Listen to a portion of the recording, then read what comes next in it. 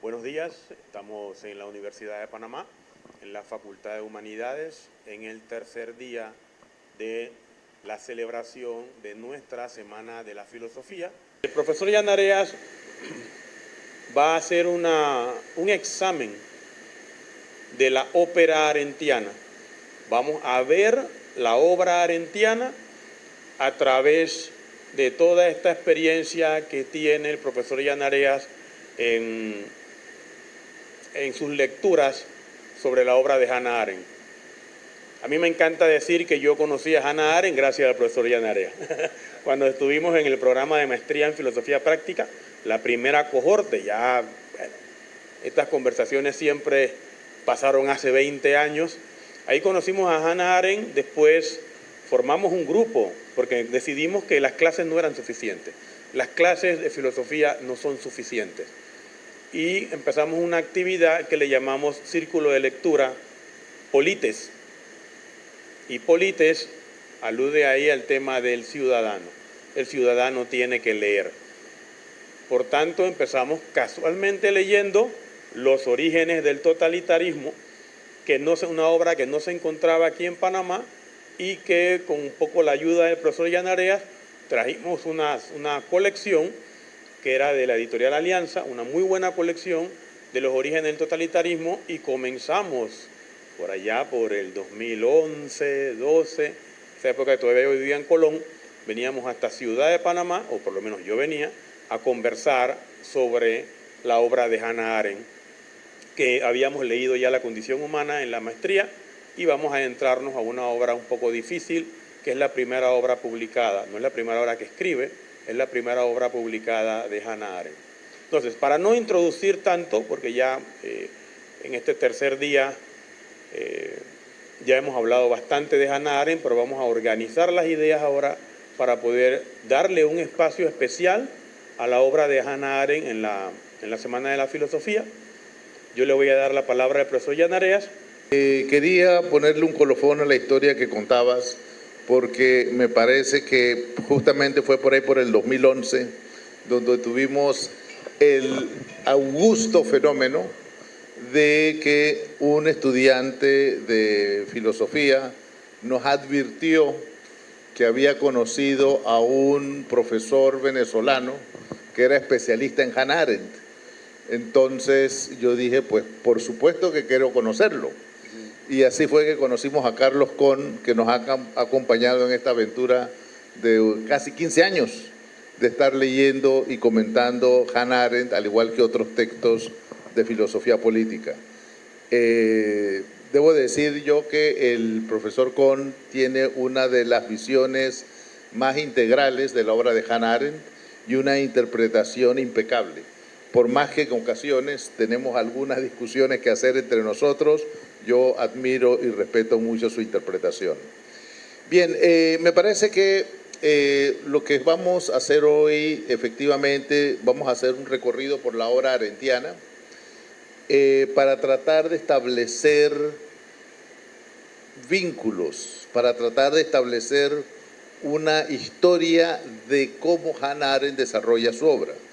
¿Por qué? Porque Hannah Arendt le toca vivir una época muy difícil y si abstraemos esas dificultades de sus circunstancias, de lo que es su obra, pues no vamos a entender algunas cosas. Lo primero que quiero decir es que Hannah Arendt, si bien es cierto que nació en Hannover, en realidad ella, su infancia, su adolescencia, ella creció en la ciudad de Königsberg, que es la misma ciudad de Kant. Y después ya cuando decidió los estudios universitarios, entonces estuvo en distintas universidades, estuvo en Marburgo y estuvo en Friburgo también. Y allí pues conoció al que fue su mentor y profesor, Karl Jaspers, y luego a Martin Heidegger, que fue una persona con la que tuvo un romance. No solamente era un profesor, sino tuvo un romance.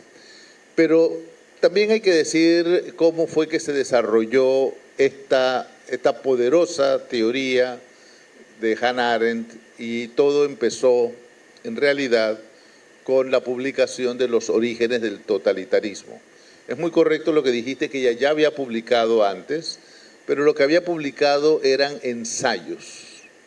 Había publicado, digamos, sobre distintos temas y problemas. Uno de los ensayos famosos que ella publicó en los años 40, casi 10 años antes que Los orígenes del totalitarismo, fue aquel ensayo famoso sobre los refugiados, nosotros los refugiados. Y de nuevo, lo que ella dice en 1943 sobre los refugiados es plenamente aplicable hoy a la crisis que hoy le llamamos los migrantes, la crisis de migración. Pero es un artículo corto, se publicó en una revista. También se publicó otro artículo corto en una revista en donde ella hace uso de una figura que es importante en su obra, que es el judío como paria. La noción de paria tiene que ver con aquella persona que, viviendo en sociedad, tiene una posición al margen de la sociedad. Dicho de una manera un poco más derridiana, sería como escribir desde los márgenes. Y esa es la posición de Hannah Arendt que hay que tomar en cuenta. Es cierto que Hannah Arendt se le recuerda como profesora en distintas universidades de Estados Unidos, pero allí sobre eso yo quiero también dejar la anotación de que Hannah Arendt nunca tuvo ningún nombramiento permanente en ninguna universidad de Estados Unidos. Ella siempre tuvo contratos cortos, de 2, 3 años, prorrogables, a veces no se los prorrogaban, y estuvo por una media docena de universidades. Así que tampoco es justo pensar en Hannah Arendt como una especie de esta gran jefa de la academia, porque no fue correcto. Ella no tuvo esa posición privilegiada en la academia. También hay otra cosa que a mí me llama la atención sobre Hannah Arendt, y es que ella no es una académica que escribe para académicos, que es uno de los grandes vicios de la academia en nuestros días, cuando los académicos escriben para otros académicos. Si hay algo que es tan particular de Hannah Arendt, es que ella escribió para el público. Ella escribió para el ciudadano, ella escribió para formar a la gente en esto que ella estaba viendo, que era la tendencial desaparición de la política y que vamos a comentar más tarde. Entonces, su vida como una reconocida autora política comenzó en 1951, cuando se publicaron Los orígenes del totalitarismo. Algunas observaciones sobre esa edición del 51. Primero salió una edición en Londres. La edición en Londres tiene un título diferente. La edición en Londres se llama La carga del pasado, The Burden of the Past.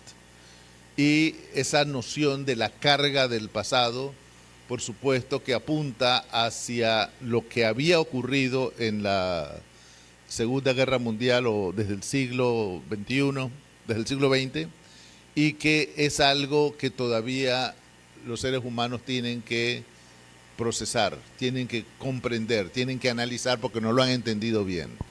Así que desde el primer título ese, que creo que era un título de ella y que después el editor de Estados Unidos le cambió el título a ella y le puso Los orígenes del totalitarismo, que es un poco extraño porque en realidad la obra no trata de los orígenes del totalitarismo solamente, también trata del totalitarismo, trata del desarrollo del totalitarismo.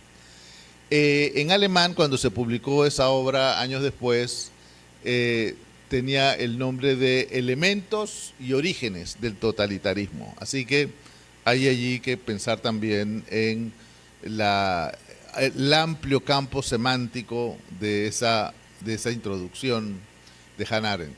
Esa obra está dividida en 3 partes. Tiene una primera parte sobre antiimperialismo.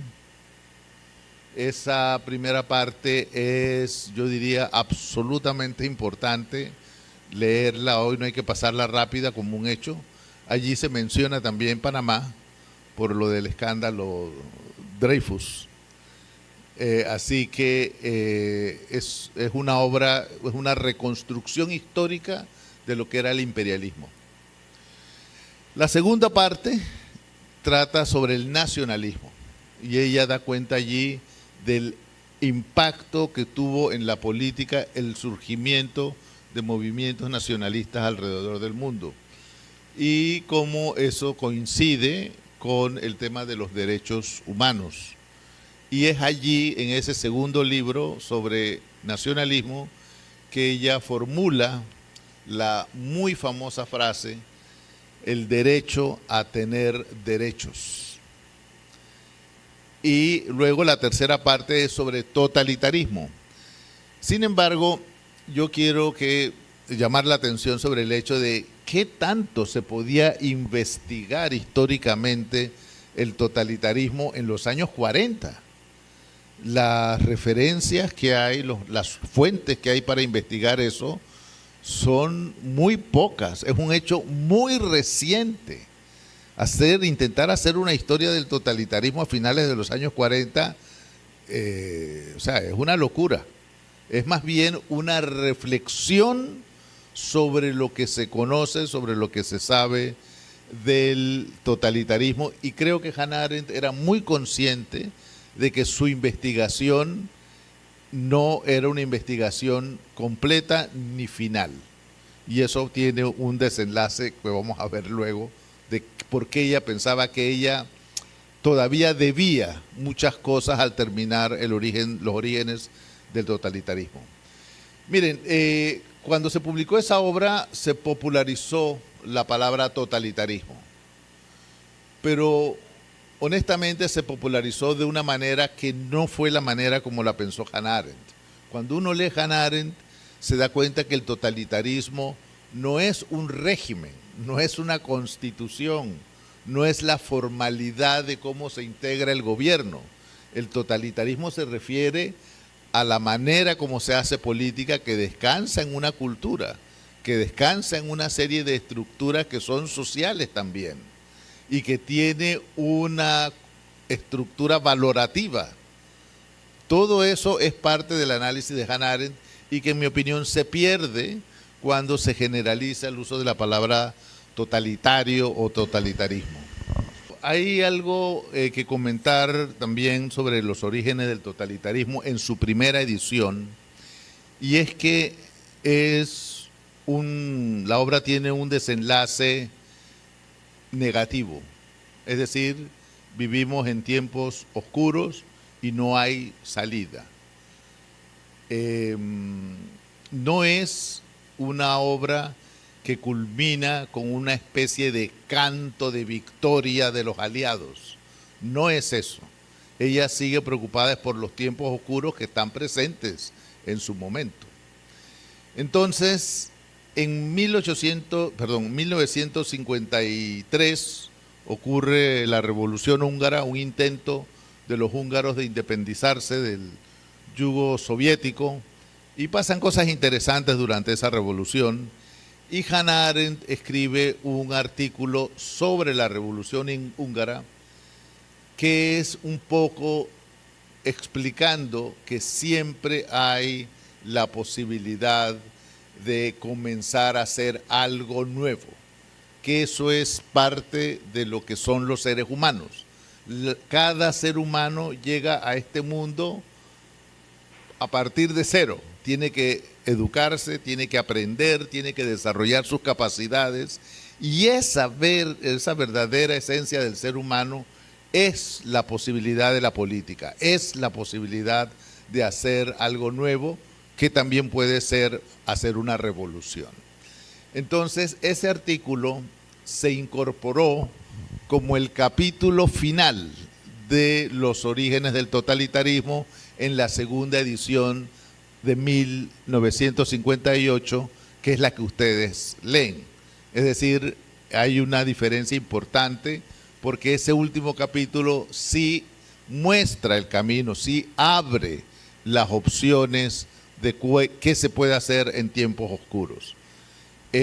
También llamó la atención de que la obra que ella había estado trabajando después de su tesis doctoral, que era sobre una judía que tenía un salón de intelectuales en el siglo XIX, ella se llamaba Rachel van Hagen, es la clásica situación que les hablaba antes de estar en la sociedad pero tener una posición marginal. Y ella hace una especie de biografía, una biografía filosófica con muchas reflexiones sobre la vida de Rachel van Hagen. Ella tiene ese escrito terminado hacia 1929-1930, pero no lo publica sino hasta 1958. Así que para nosotros es una obra del 58 porque antes pues el público no la conoce. Y debo decir que ese año también, además de la segunda edición de Los orígenes del totalitarismo, además de Rachel van Hagen, se publica La condición humana. La condición humana es la construcción muy sofisticada que da Hannah Arendt al problema de la política. Para 1958 ella ya había leído bastante a Marx, a diferencia de 1951. Cuando ella escribe sobre el totalitarismo, ella no tiene una buena lectura de Marx. Para cuando escribe La condición humana, sí ha leído bastante a Marx. Y en cierta medida, la condición humana es una respuesta al marxismo. Respuesta no en el sentido de rechazo ni refutación, respuesta en el sentido de una reconstrucción del mismo problema, pero con un sentido muy diferente. Es decir, ella parte en los primeros capítulos de La condición humana del fenómeno de la alienación. Y entonces va a proceder a explicarlo de una manera muy filosofía alemana. Hannah Arendt es una digna representante de la filosofía alemana. Y lo que ella hace es que estructura la obra en tres categorías: la labor, el trabajo y la acción. Ella lo que dice es que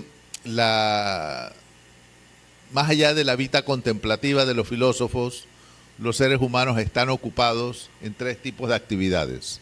La labor de reproducción, que ella le llama la labor. En inglés suena mejor que en español, dicho sea de paso, pero bueno, ese es el nombre que tiene la labor. Luego, la fabricación de objetos, que es lo que ella llama el trabajo. Propiamente el trabajo sería la fabricación, la producción material de objetos. Y la tercera categoría es lo que ella llama la acción, propiamente. Y la acción es el único espacio en donde los seres humanos pueden ser verdaderamente libres. En la reproducción, la labor, es la esfera de las necesidades. El trabajo, la producción de objetos, tiene reglas, tiene causalidades muy rígidas, pero es en la esfera de la acción donde la política es posible, donde los hombres pueden ser libres. La esfera de la acción es la esfera en donde los hombres se reconocen que viven en pluralidad y se reconocen como conversantes que tienen que llegar a acuerdos. Yo diría, la acción se desarrolla siempre sobre la base del discurso y de la acción misma. No puedes pensar en la acción solamente de una manera, digamos, objetivada. Tiene que ser a través de los discursos también que se elaboran. La acción supone el mundo público. La acción supone toda una serie de cosas que Hannah Arendt explica que van a perder mucho en la medida en que se desarrolla la esfera del trabajo. En la medida en que la sociedad le da más importancia a la producción de cosas, eso tiende a marginar a la acción Y al final también se da una especie de predominio de la reproducción, es decir, mirar no la fabricación de objetos como algo permanente, sino como parte de un ciclo de lo que es la reproducción social. O sea que al final el diagnóstico de la modernidad que da Hannah Arendt es que la labor predomina sobre el trabajo y el trabajo a su vez tiende a excluir a la acción. No sé si me permites incorporar algunas categorías que dan un poco de luz sobre lo que el profesor Jan Areas nos explica ya en Arendt. O sea, Arendt no es una autora que está inventando, o sea, ella ya reconoce toda una historia de las ideas y hay una influencia de muchos autores, obviamente a lo largo de la historia del pensamiento político, en la obra de Arendt. Con muchos está en desacuerdo, al igual que con muchos está de acuerdo. Hay en la política de Aristóteles una gran contribución sobre el tema de la diferencia entre la casa y la comunidad política. Entonces, quizás comprender lo que Aristóteles trata de explicarnos como las actividades que se hacen en el oikos o casa, lo que hoy en día entendemos como economía, o lo que Arendt llama trabajo, diferente de la comunidad política. Eso se entiende un poco en el siglo XX a través de la obra de dos autores, que es un gran debate que hay, uno está vivo todavía, sobre la diferencia entre la esfera privada y la esfera pública. De qué tipo de actividades, frente a las tres actividades que Arendt presenta en la condición humana y que está explicando el profesor Jan Areas, esas tres actividades como labor, trabajo y acción, ¿dónde la ubicamos? Entonces, ¿cuál es la esfera de lo privado? ¿Cuál es la esfera pública? Entonces, cuando el profesor Jan Areas habla de la esfera de la acción, está hablando de la esfera pública, el espacio del bien común, el espacio de lo que Arendt llama el inter homini esse, el espacio en donde nosotros estamos entre nosotros. Y en ese espacio ocurren dos fenómenos importantes. Es el espacio del mundo, pero también es el espacio para la política. Un poco el asunto de los tiempos oscuros, en la medida que lo vamos explicando a través de la obra de Hannah Arendt, es la desaparición de ese espacio donde hacemos la política. O lo que el martes explicamos como la desaparición de la política a través de un análisis de muchos elementos.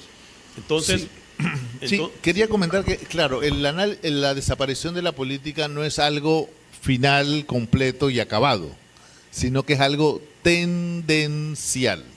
Cada vez que se le da demasiada preponderancia a la esfera del trabajo, que dijimos que debemos entenderla como fabricación de cosas, bueno, asimismo va perdiendo importancia la esfera de la acción. Y eso va a tener una serie de consecuencias que vamos a ver a continuación.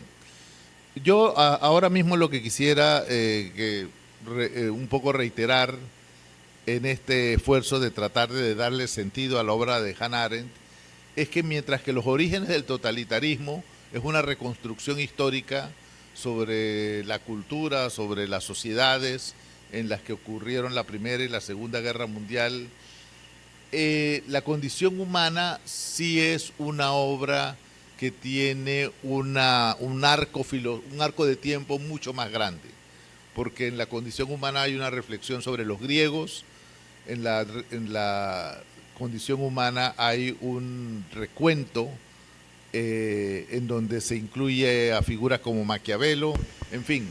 Marx. Está Marx definitivamente, al que ella trata con mucho respeto, y debo insistir en eso. Ella piensa que Marx ha sido demasiado optimista sobre su visión del capitalismo, en cuanto a que en Marx el capitalismo era el paso previo y necesario de toda revolución social, y ella piensa que en su tiempo ese optimismo no cabe. Pero bueno, el punto es que en 1958 ya tenemos una teoría un poquito más redonda, gracias al esfuerzo de la condición humana, y al mismo tiempo tenemos una segunda edición de Los orígenes del totalitarismo, que termina con la famosa cita de San Agustín, en donde dice que para que el hombre fue creado para que siempre hubiese la posibilidad de un comienzo en el mundo. Así que hay, más que aristotelismo, yo diría que hay claramente un destello de agustinismo en Hannah Arendt en esa formulación. Ahora, ¿qué pasa después? Pasan muchas cosas. Ella colecciona una serie de ensayos que ella había estado escribiendo sobre temas como la autoridad, la educación, y publica esa colección de ensayos Entre pasado y futuro en 1961. Para mí es una colección extraordinariamente importante. No puedo tener otra palabra para esa colección de ensayos porque allí lo que estamos viendo es cómo es el análisis filosófico de Hannah Arendt. No creo que se pueda negociar la palabra filosofía allí. Es un análisis filosófico de una serie de categorías claves de la modernidad. Pero fue ese año también que va a ocurrir lo que en mi opinión es una especie de descarrilamiento de la obra de Hannah Arendt, o por lo menos de su recepción. Y es que ese fue el año en que fue detenido en Argentina Adolf Eichmann.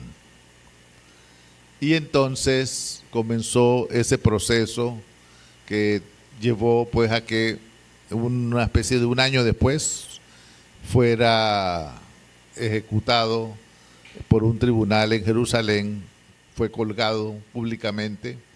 Y claro, cuando él fue detenido y surgió la noticia de que se le iba a hacer un juicio, Hannah Arendt se acercó a la revista New Yorker, con la que ella ya había colaborado, y a la revista New Yorker le pareció una idea interesante que una figura ya conocida por las dos obras, Los orígenes del totalitarismo y la condición humana, fuera el reportero del New Yorker en Jerusalén. Así que ellos le pagaron para que ella fuera al juicio de al juicio de Eichmann. Así que lo que ella va a reportar sobre eso no es sobre la base de lo que leen los periódicos, sino que ella estuvo allí en la sala de audiencias y vio físicamente a Eichmann y vio las reacciones de Eichmann y del tribunal y del público ¿se dan cuenta? Es decir, fue algo sumamente intenso para ella. Y ella escribe diciendo que ella se debe esto, ella tiene que escribir este libro sobre Eichmann. Y claro, cuando ella comienza a reportar para el New Yorker publica una colección de 5 artículos. Y esos 5 artículos largos, lo que uno ve allí es que Hannah Arendt ahora está aportando información mucho más detallada sobre cómo fue la Shoah de los años 40. Y esa información obviamente ya no la tenía cuando escribió Los orígenes del totalitarismo. Así que lo que vamos a encontrar en el libro sobre Eichmann es eso, un reporte con mucho detalle histórico de lugares, de fechas, de nombres, sobre cómo ocurrió la aniquilación de los judíos. Ahora, en el cierre de esa obra, en el cierre, es decir, del último artículo, de los 5 artículos del New Yorker, ella dejó caer una frase, que no es más que eso, una frase en ese momento, que es que Eichmann, bueno, era un tipo evidentemente idiota, era un idiota, un mediocre. Eichmann no era ningún genio de nada. Eichmann no era Satán, no era un monstruo, no era nada de eso, era un tipo sumamente mediocre y que todo lo que él decía en el juicio mostraba que había perdido la capacidad de pensar. Entonces, ella deja caer la frase sobre la banalidad del mal. La banalidad del mal no es una evaluación de que los crímenes de los nazis eran banales. No. Ella a lo que se refiere es que la construcción del problema como el resultado de el monstruoso corazón maligno de personas como Eichmann era no entender el problema. Es decir, si quieren, pónganlo, repitan la palabra banalidad 2 veces allí, pónganle la banalidad del mal. Es decir, no es serio construir el problema como que estos señores eran gente, representantes del mal en la tierra y cosas por el estilo. Esa frase y otras cosas que ella hizo que en mi opinión sí fueron un poco, le faltó a ella algunos matices. Por ejemplo, ella en su recuento de lo que ocurrió con la eliminación de los judíos, recoge algo que ya se había investigado y ya se había publicado, no fue un descubrimiento de ella, y es la participación de los consejos de judíos en el acorralamiento de los judíos en guetos en ciertas ciudades. Entonces ella vuelve sobre ese punto que, repito, alguien más investigó y publicó, y vuelve y señala que los judíos, algunos judíos en los consejos fueron también, se prestaron para que ocurriera esto de la aniquilación del pueblo judío. Por supuesto que esa frase no tuvo que haberle gustado para nada a los judíos en Nueva York. Así que hubo rápidamente reacciones muy viscerales, muy intensas contra Hannah Arendt, porque alguna gente decía que Hannah Arendt le estaba echando la culpa a los judíos de su propio destino. Y eso en realidad no fue así. Hannah Arendt siempre dijo: yo no tengo absolutamente nada de lo que retractarme, porque yo no he dicho lo que la gente está diciendo que yo dije. Así que ese fue el año 63. Esto se publicó a principios del año 63. Fue un año muy duro para Hannah Arendt por las críticas que recibió. Y obviamente ella era profesora en una universidad, ella era profesora en Chicago, y también tuvo críticas de sus colegas y de sus amigos judíos. Uno de ellos particularmente, Hans Jonas, también la criticó por la obra Eichmann en Jerusalén. Así que aquí comienza, yo diría, otra Hannah Arendt.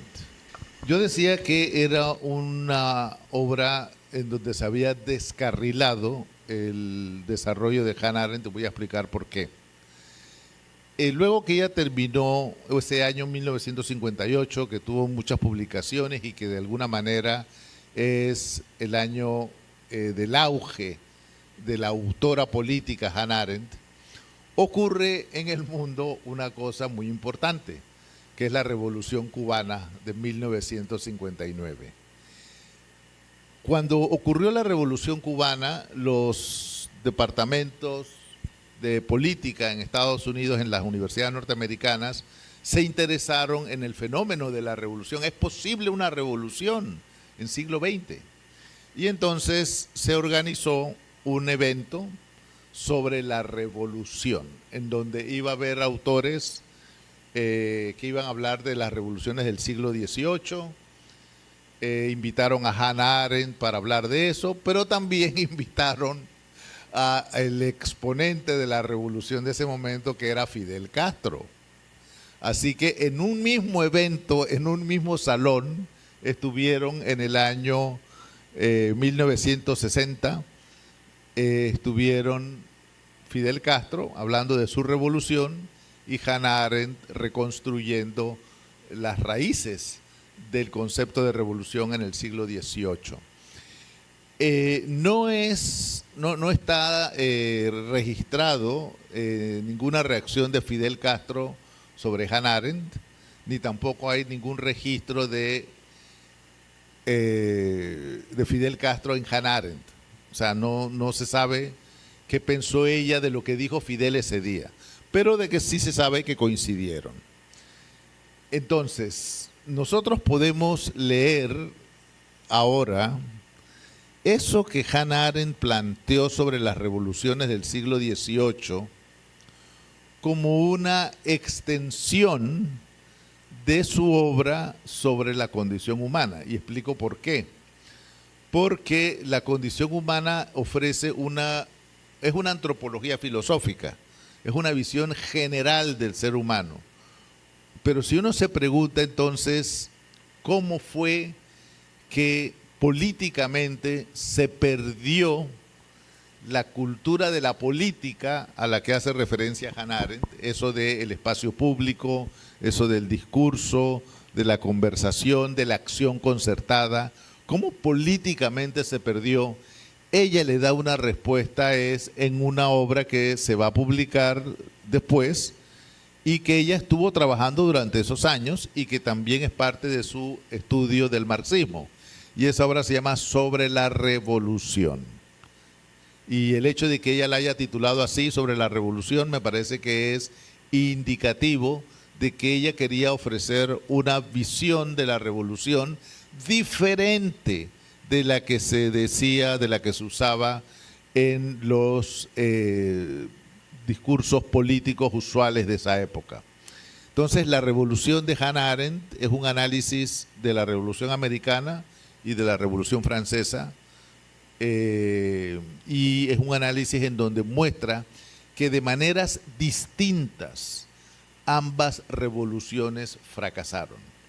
El fracaso de la Revolución Americana tiene que ver con el hecho de que perdieron el espíritu de la revolución del siglo XVIII y se convirtieron en una forma de gobierno.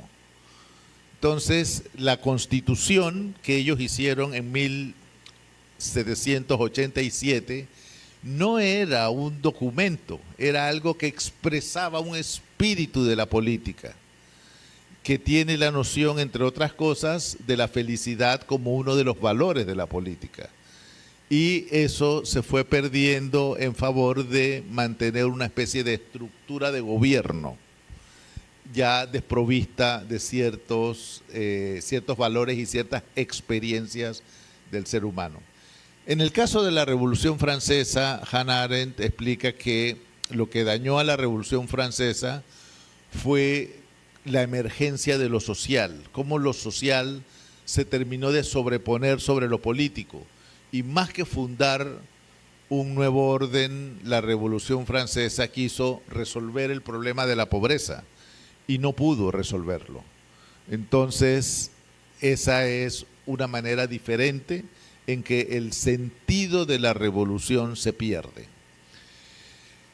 Esta obra sobre la revolución apareció publicada como libro entre los artículos del New Yorker sobre Eichmann y el libro Eichmann en Jerusalén, que va a ser publicado ese mismo año, 1963.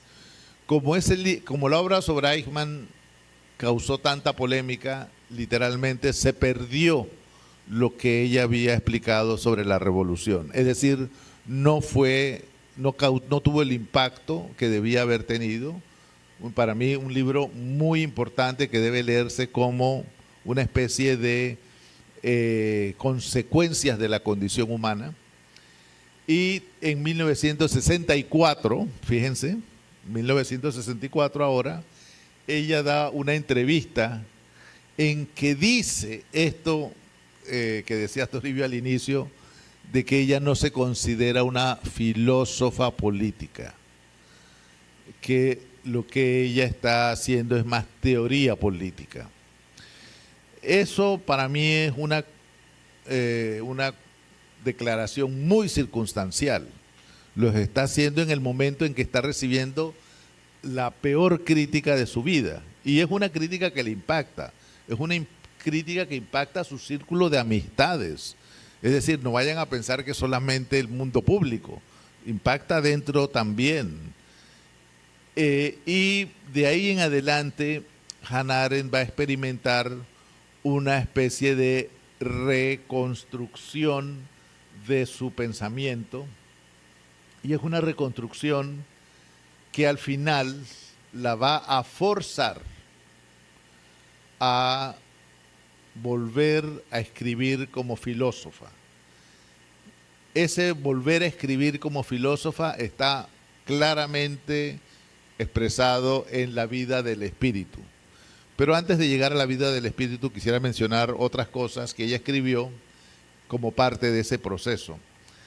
Ella había sido la editora de varias obras de pensadores alemanes. Es decir, las editoras norteamericanas, particularmente Schockenbooks y Harcourt, la buscaban a ella para editar obras de autores alemanes. Así que ella editó una obra de Jaspers. Esa obra de Jaspers después se separó en varios capítulos y aparece Hannah Arendt como editora. Por ejemplo, uno de los capítulos de la obra de Jaspers es sobre Spinoza. Y esa edición de la obra de Jaspers sobre Spinoza aparece como bajo la edición de Hannah Arendt, porque Hannah Arendt había sido la editora del libro entero. También en 1968 ella publica una colección de escritos de Walter Benjamin, con quien ella tuvo una relación de amistad muy intensa, muy particular durante su exilio francés. Illuminations. Que es la colección Iluminaciones. Y en esa colección sobre iluminaciones, ella publica un artículo sobre, una introducción sobre Walter Benjamin, que honestamente es un ensayo hermoso. Pocas cosas yo he visto tan cuidadas, tan al detalle como lo hace Hannah Arendt en su ensayo sobre Benjamin. Lo que significa que es una muestra de amor. Lo mucho que ella quería a Walter Benjamin, que valoraba lo que Walter Benjamin había hecho. Ella le llama el buscador de perlas a Walter Benjamin. Pero bueno, no quiero distraerme hacia la obra de Benjamin. Lo importante es que ustedes vean que ella publicó también una serie de ensayos cortos sobre otros temas y sobre literatura. Y escribió sobre Jaspers también, y todo eso lo colocó en una colección. Ahora esta es una segunda colección de ensayos que se llama Hombres en tiempos de oscuridad. Eso fue publicado en 1968 también. Y lo que nosotros encontramos en Hombres en tiempos de oscuridad no es mera crítica literaria. Es cómo los tiempos oscuros, que es una expresión que ella toma de Bertolt Brecht, ella lo reconoce en ese libro, se expresan también para la poesía, la novela, para lo que es la ficción. Hannah Arendt, por supuesto que estaba muy pendiente del debate político en Estados Unidos en los años 60. Y esto tiene que ver con la crisis de Vietnam, el involucramiento de Estados Unidos en la guerra de Vietnam.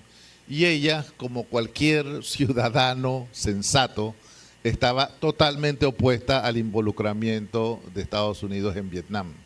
Y ella observó durante esos años cómo Estados Unidos cada vez se fue hundiendo más y más en la guerra de Vietnam, y sobre todo contra el rechazo de la población en ese proceso. Hannah Arendt escribió a una de sus amigas, a Mary McCarthy, que lo que estaban presenciando ellos en los años 60, finales de los años 60, era el fin del imperio americano, el fin de la hegemonía americana, porque Estados Unidos le iba a salir muy caro ese involucramiento en Vietnam.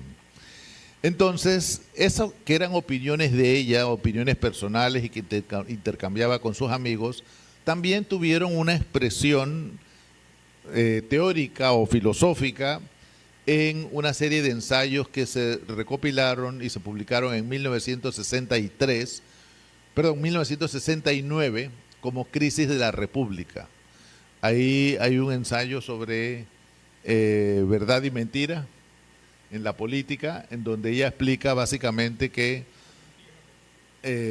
los políticos han mentido toda su vida, que no puede ser un descubrimiento ahora que los políticos mientan, pero que sí hay una cosa que es la verdad factual, y la verdad factual siempre es como un límite, una barrera, y que también eso se estaba perdiendo. Ella fue, por supuesto, muy crítica de Nixon, y también en esa colección de Crisis de la República había un ensayo sobre la violencia. Ese ensayo sobre la violencia se publicó simultáneamente en forma separada de la Crisis de la República. Así que pueden ustedes anotar allí que las reflexiones de Hannah Arendt sobre la violencia es una de las últimas cosas que ella publica. En alemán eso se publica no como sobre la violencia, sino se publica como violencia y poder. Es Gewalt und Macht, porque lo que en realidad ese ensayo está dirigido es a explicar que un gobierno fuerte no es un gobierno más violento. Un gobierno fuerte en realidad es fuerte porque ha hecho buen uso del poder que se basa en el poder de los ciudadanos. El gobierno violento lo que hace es destruir las bases del poder. Y de ahí, pues, obviamente van a seguir una serie de consecuencias muy negativas para esa sociedad porque ha destruido el poder. Eso significa, entre otras cosas, algo que no es nuevo, pero que es importante porque aquí en este ensayo se enfatiza muy bien, que Hannah Arendt tiene una concepción positiva del poder. Para Hannah Arendt el poder es comunicación, es acción concertada. El poder no es maligno y el poder no es sinónimo de violencia. Así que ese es un ensayo donde es uno de los ensayos más citados. Zizek, cuando hace sus ensayos sobre la violencia, tiene un capítulo especial para Hannah Arendt y muchos filósofos y teóricos de la política han comentado sobre este ensayo sobre la violencia. En 1969 se publicó, Hannah Arendt fue invitada a dar unas conferencias y comenzó a trabajar en algo que, repito, viene de la frustración experimentada en lo de Eichmann, cómo ella fue malinterpretada, que es ¿qué es pensar? De nuevo, en inglés me parece que se oye mejor que en español. En inglés ella escribe sobre thinking. Thinking es un verbo, es una acción. En español ha sido traducido como el pensamiento. El pensamiento es un sustantivo, así que no tiene el mismo matiz. Para ella thinking no es el pensamiento en el sentido del objeto del pensar. Ella está pensando en el pensar. Así que una mejor traducción para mí sería pensar que pensamiento. Porque el pensamiento lo asociamos con los productos del pensar. Y ella a lo que se refiere es al ejercicio de esa capacidad de pensar. Pero ya está entrando en la vida del espíritu. Por eso. Entonces, no, pero digo, ya esto es una invitación que a ella le hacen para dar unas conferencias en una universidad y comienza a trabajar en eso, en el pensar. En 1970, 71, 72, 73, ella va a ser invitada a dar conferencias repetidamente y le van a servir para desarrollar a ella su visión de lo que es el pensar. Y ella lo desarrolla un poco en el estilo de la condición humana a lo largo de 3 categorías. Pensar, que repito se ha traducido en español como pensamiento, la voluntad, que tiene el mismo vicio que el pensamiento, la voluntad es un sustantivo, y lo que ella dice en inglés es willing, y willing es una acción, es un verbo.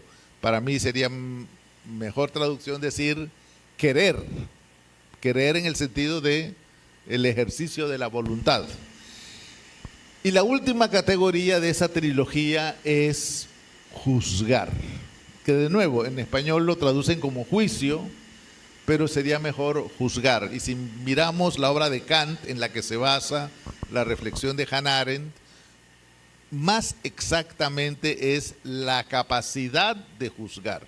La crítica del juicio de Hannah Arendt, de Kant, en realidad no es juicio como sustantivo, es Urteilskraft en alemán, es decir, la capacidad de juzgar. Así que la vida del espíritu, que es también se publicó en el New Yorker, es lo último que publica Hannah Arendt en vida. Se publicó en el New Yorker en forma de capítulos, pero obviamente es una versión muy primigenia, es una versión le faltan muchos detalles. Ella va a seguir trabajando en eso durante sus últimos años. Ella había completado el manuscrito sobre el pensar y siguió trabajando el segundo tomo en el planeamiento que ella tenía. El segundo tomo tenía que tener tanto la voluntad como el juicio, los otros dos aspectos.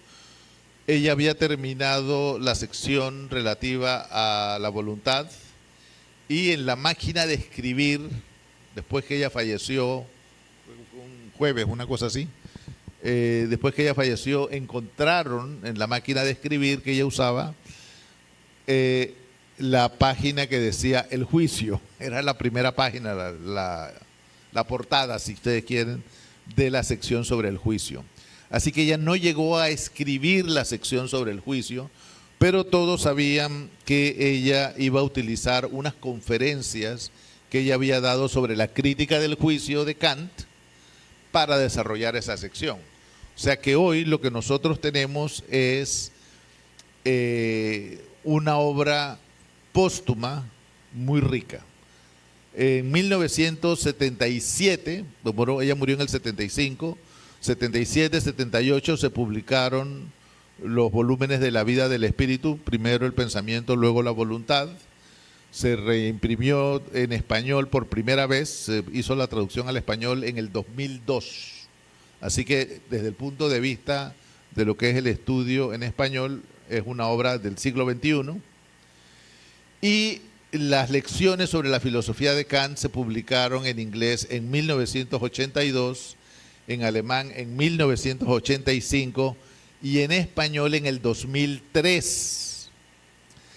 Así que hay allí, como ves, un comienzo del siglo XXI del conocimiento de la obra de Hannah Arendt en estas obras póstumas. Yo quisiera mencionar toda una serie de publicaciones sobre Hannah Arendt que son póstumas porque nos dicen algo importante. Una de las primeras colecciones de artículos sobre Hannah Arendt que se publicó póstumamente fue justamente El judío como paria, una tradición oculta. Es decir, ella en esa serie de artículos, que repito, un editor póstumamente va a poner juntos en forma de libro, lo que uno ve allí es que sí hay una manera de pensar la política que ha sido simultánea a todos estos eventos que ha estado allí desde la época de la Revolución, que es el énfasis en lo público, el énfasis en la pluralidad, el énfasis en el discurso, en la conversación. En la universidad donde ella enseñó últimamente había sido en New York, y en Nueva York en un college donde trabajaba el esposo de ella, Blücher, crearon un centro de Hannah Arendt, y allí estuvo trabajando hasta hace poco un estudiante de ella, Jerome Cohn, y Jerome Cohn hizo varias publicaciones de colecciones de artículos de Hannah Arendt. La primera que hizo fue publicada en inglés en 1994 y se llamó Ensayos de Comprensión, Essays of Understanding. Me parece que la traducción esta vez es correcta, Ensayos de comprensión. Es el título que tiene en español y se publicó en español en el 2005. También Son, le debemos... son 2 tomos, ¿no? No, ese es un tomo. Ahí voy después a los otros. Sí. Luego se publicó también por edición de Jerome Cohn, Responsabilidad y Juicio, que en inglés se publicó en el 2003 y en español en el 2007. Es decir, lo que encuentran en español es la traducción exacta de la colección en inglés. La promesa de la política salió en el 2005 y en español se publicó en el 2008. Así que esas colecciones son muy importantes para entender el pensamiento de Hannah Arendt también, porque recuperan ese, digamos, estilo ensayístico de Hannah Arendt. Y la última de las colecciones que elaboró Jerome Cohn fue una colección que se publicó en español en 2 tomos, pero que en inglés es un solo tomo. En inglés se llama Thinking Without Banisters, que en español se llamó Pensar sin asideros. En inglés se publicó en el 2018 y la traducción al español salió apenas en el 2019. Así que piensen que para los efectos prácticos es como si fuese una obra nueva. Miren, hay unos editores españoles que han publicado una media docena de colecciones de artículos de Hannah Arendt. Todas son muy interesantes. Fina Virulés publicó Tiempos Presentes, otro autor publicó otra colección que se llama Existencialismo, en que recoge un artículo de Hannah Arendt del año 46, un artículo muy viejo que se llama ¿Qué es la filosofía de la existencia? Ese artículo es importante porque cuando Hannah Arendt llegó a los Estados Unidos se dio de bruces con el hecho de que el existencialismo de Jean-Paul Sartre y Simone de Beauvoir estaba de moda. Y ella le pareció una interpretación tan liviana, tan ligera, frívola de lo que era la filosofía alemana, que ella dice, no, yo voy a explicarles qué es lo que es filosofía de la existencia. Así que ese artículo sirve muy bien para trazar una línea entre lo que era el existencialismo sartriano y cómo una fenomenóloga que le debe su formación más a Jaspers y a Heidegger que a los franceses, mira el tema de la existencia. Así que hay esa serie de colecciones de artículos de Hannah Arendt que yo los recomiendo porque es un trabajo serio, es un trabajo que tiene mucho sentido y que es una buena parte de lo que es Hannah Arendt, esa comprensión ensayística, de poder decirte en 15 páginas algo importante sobre un concepto. Hay otras cosas que se han publicado sobre Hannah Arendt póstumamente que me parece que es importante por lo menos mencionar aquí. No tenemos tanto tiempo para comentarlas o reseñarlas. Y es que en el año 2002 en alemán se publicó su diario filosófico. Es un trabajo muy importante, son los cuadernos que ella escribió, hay una serie de reflexiones allí. En los cuadernos lo que vemos es que hay mucha lectura de Platón, que ella publicó muy poco sobre Platón, pero es importante, ¿por qué? Porque de alguna manera su lucha de recuperar la política es una lucha que comienza, según ella misma lo plantea, en la condición humana, con la respuesta de Platón al juicio de Sócrates. De acuerdo a ella, los filósofos se retiraron a la vida contemplativa a partir de Platón. Y lo que el filósofo tiene que descubrir es cómo volver a la vida activa, al público. Y eso es la razón por la que Platón es importante para ella. Es una especie de un sparring partner en este tema de recuperar la política. En España, hay una traducción al español que se publicó en el 2006. Así que esa es una obra también que se puede conseguir. Hay otras cosas también que me parece que son referencias inevitables, hay que ir por ellas. La primera de esas es la correspondencia con Karl Jaspers. Es un tomo grueso, se publicó en alemán en 1985, se publicó en inglés en 1992 y no está traducida al español. Y repito, su conversación con Karl Jaspers es extraordinariamente importante. ¿Por qué? Porque es allí donde uno se da cuenta de dónde vienen las reflexiones de ella sobre Eichmann en Jerusalén. Es en la conversación con Karl Jaspers que ella desarrolla el tema de la pérdida de la capacidad de pensar.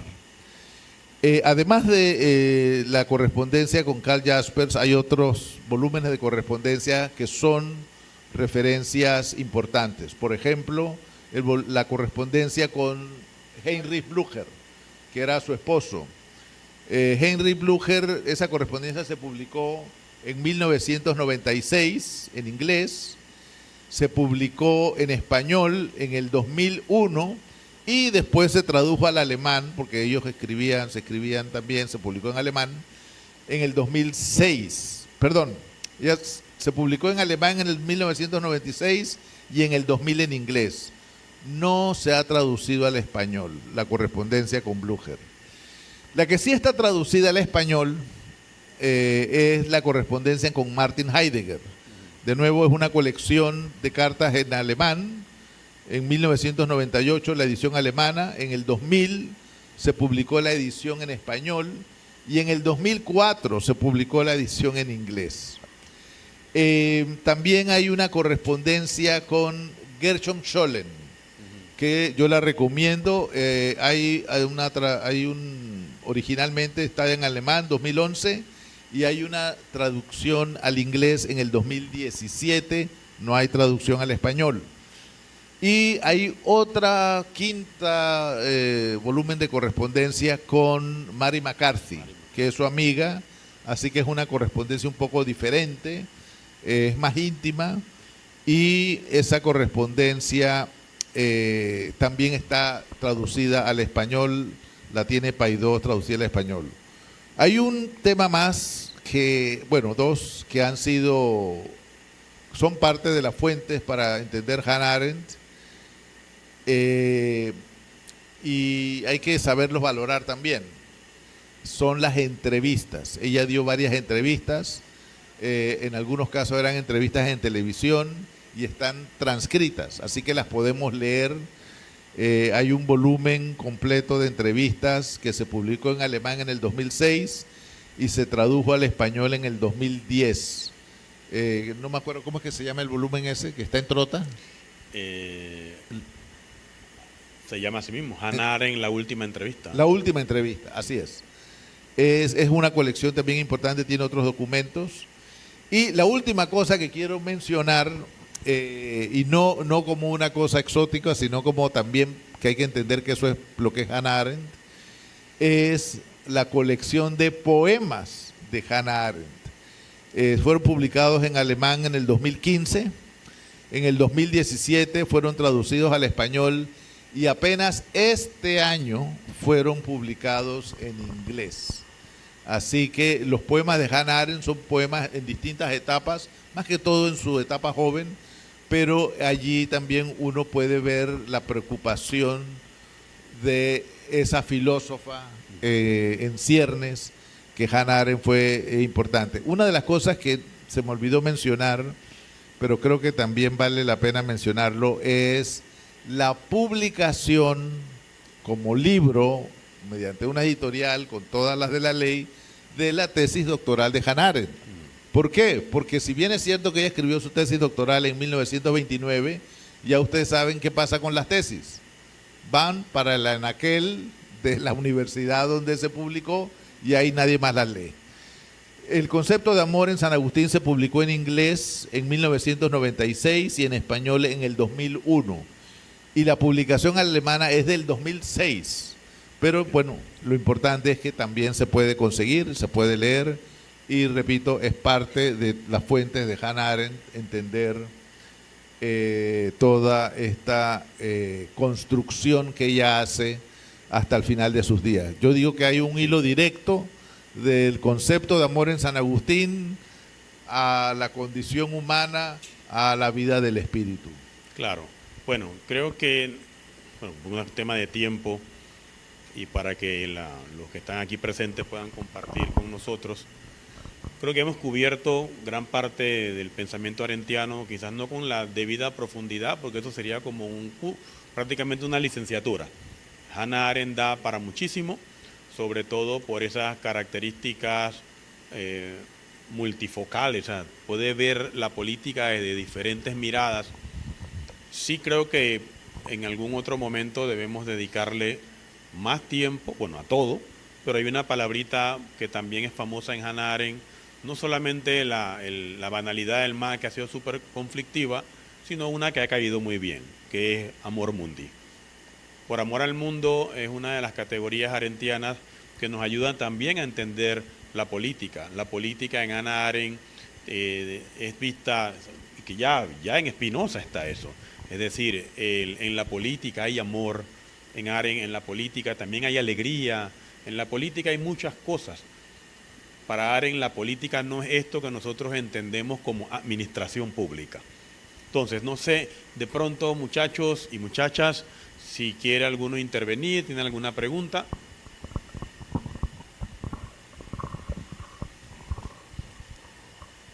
Bueno, profesor, ante todo muchas gracias por ¿sí se escucha?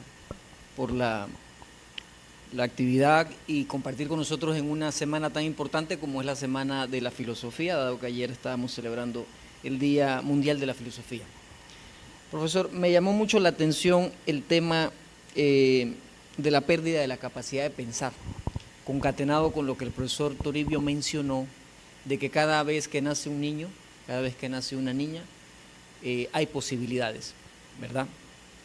Y eso me hace plantearme un interrogante, entendiendo a Hannah Arendt, abordarla en base a lo que ella aborda, traerlo a la actualidad. En ese sentido, mi planteamiento va orientado en esto, ¿no? De esa pérdida de la capacidad de pensar que plantea ella, ¿cómo podemos hacer en la actualidad para que los jóvenes se puedan interesar en la política? Orientándolo a una buena política, ¿verdad? Y no a lo que comúnmente hoy día se conoce como política. Ahí va mi pregunta. Muy buena pregunta. Mira, vamos a darle nombre a nuestros tiempos oscuros. Nuestros tiempos oscuros, ¿saben qué es? Es el marketing de la política. Cuando la gente deja de pensar y comienza a mandar mensajitos para manipular las emociones del gran público. Esos mensajitos no necesariamente tienen información veraz, no necesariamente es coherencia, pero la gente entiende que se está haciendo política, cuando lo que se está haciendo es precisamente estimular el no pensar, el reaccionar emocionalmente frente a las cosas. Si lo único que yo busco es que la gente se sienta escandalizada, asqueada de la política, señores, esos son nuestros tiempos oscuros, la pérdida de la capacidad de pensar. Eso no es política. Así que yo diría que sí, que lo que hay que hacer, la relevancia de Hannah Arendt es recuperar la capacidad de hacer política. No es algo obvio. Y lo que le llamamos política hoy, lamentablemente, no merece un nombre tan digno. La política no es acerca de ser maligno, no es acerca de ser violento, no es acerca de ser inmoral, manipulador o mentiroso. No es acerca de querer todo el poder para uno ni abusar de los demás. La política es una capacidad humana y hay que humanizar el sentido de hacer política otra vez. Así que sí, efectivamente yo diría que esa es una de las grandes consecuencias de volver a leer Hannah Arendt. Y yo aportaría una crítica que Hannah Arendt hace a un fenómeno político que ella llama el aislamiento. Desde el aislamiento no se hace política. La política se hace entre seres humanos y en pluralidad. Pero hay personas que piensan que, bueno, ahora yo me voy como Empédocles a la cima de la montaña a hacer mi propia utopía. Mi gran contribución a la política va a ser un libro. Bueno, eso es un libro. La política se hace en el espacio público, el inter homines, entre seres humanos y en pluralidad. Ahí se hace el pensar. Hacer un libro puede ser política siempre y cuando sea un libro que está dirigido a los ciudadanos para que los ciudadanos se estimulen para hacer cosas. Entonces, en la medida en que hacer un libro es un estímulo para hacer cosas como ciudadanos de una manera concertada, entonces estamos haciendo política. Así que yo diría que el problema es de los libros que se escriben para uno mismo. Cuando uno escribe para uno mismo, entonces ahí comenzamos a tener problemas. Mi pregunta iba relacionada a la cuestión de la utopía y Hannah Arendt. ¿Cómo considera Arendt su propia teoría en lo que respecta a lo considerado como utópico de la revolución en un sentido general? Su propuesta plantea el flujo de las nuevas generaciones como un camino transitado y que vale en tanto tal, o Arendt propone un punto de llegada concreto. Es decir, ¿la revolución en Arendt es algo que vale como camino transitado o algo que el hombre en su condición podría poseer? Yo he estudiado un poco sobre el pensamiento utópico y creo que es fascinante el pensamiento utópico. Pero el pensamiento utópico tiene su importancia no por ser ficticio, sino por ser una manera de dar cuenta de la realidad. Entonces, en el siglo XX, ese pensamiento utópico que es tan antiguo como Platón, acuérdense que en la República hay una parte en que Platón se refiere a de Calípolis, que es la buena ciudad, que es la ciudad que sería utópica, ¿no? Piensen que en el siglo XX no tenemos ya utopías, sino que lo que tenemos son distopías. Es decir, ese esfuerzo del ser humano se ha dañado y ya no es posible pensar en la política como algo bueno, sino que la política es parte de un mundo malvado, maligno, donde los seres humanos están deshumanizados, donde hay explotación, manipulación, etcétera. Así que para Hannah Arendt iba a ser totalmente difícil conectarse con eso, porque ella no busca el registro literario de la utopía o la distopía, sino ella busca más el registro filosófico de la reflexión y de la necesidad de la acción.